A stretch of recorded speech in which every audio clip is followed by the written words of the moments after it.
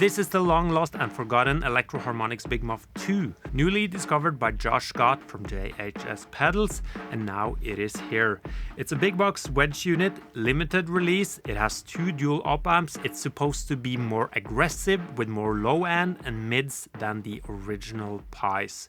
And this is how it sounds in a band mix.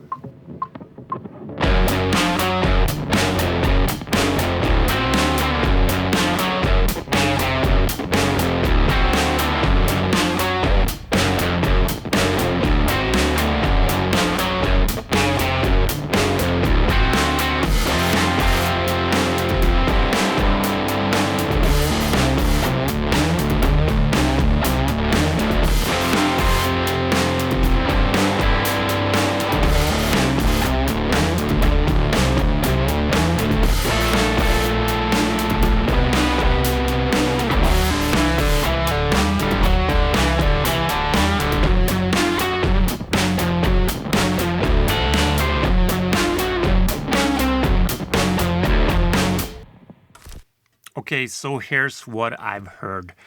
For over 6 years now, Josh Scott from JHS Pedals has been working on a book on the story of Electro-Harmonix. It includes interviews with Mike Matthews, John Mayer, Billy Corgan, Jack White. I haven't seen it yet, but there are hundreds of never-before-seen photos, relics and prototypes, and it seems like a really interesting book if you are into pedals and especially Electro-Harmonix. And it's available for pre-order today if you want to get one. There's a link down below. And whilst researching this book all the way back in 2021, Josh was digging through Bob Meyer's workshop. Bob Meyer is the guy who designed the original Big Muff. Josh was digging through his garage together with Daniel Danger or Danger, another person at JHS Pedals. And they found a schematic on loose paper labeled Big Muff using 2 dual op amps. Right here. And it says here in the email that I got from JHS, it was the last Big Muff prototype. And it also says, back in the late 70s, Mike Matthews commissioned an op-amp version of the famous Big Muff circuit.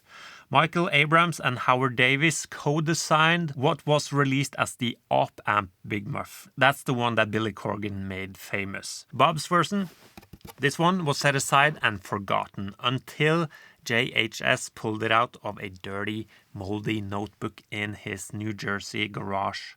And here it is, the Big Muff Pi 2, the sequel, a partnership between JHS and Electro-Harmonix. It's a limited edition. I don't know how many they are making, and I don't know the price, so please use the link down below if you want to find out. Let's hear how it sounds, and after that, I will get back to you with my thoughts on the Big Muff Pi 2.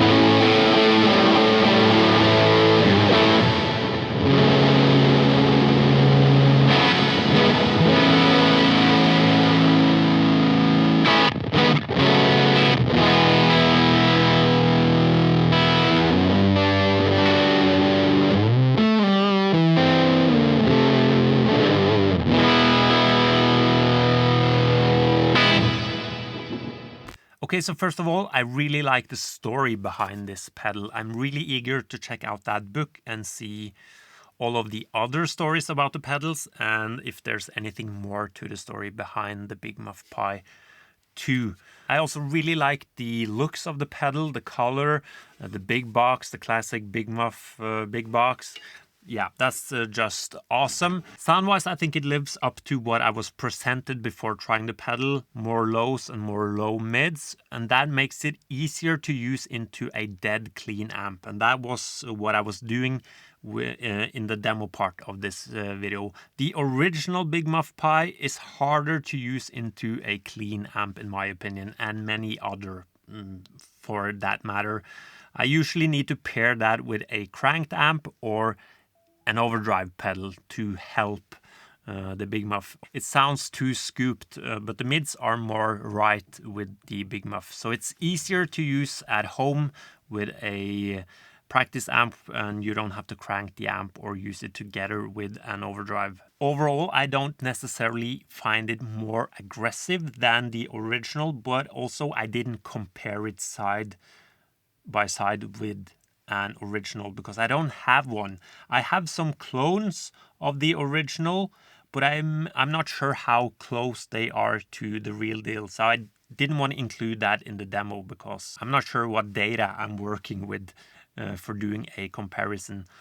But some of the clones that I tried, they were maybe a bit less aggressive than this, and some were not. So this is another flavor of Big Muff. It's just like the Muffaletta from JHS. You are flipping through the different versions, and this is definitely another version. I really like that it sits better in the mids and that you don't have to use it together with a cranked amp or a overdrive pedal. That's my favorite thing with it.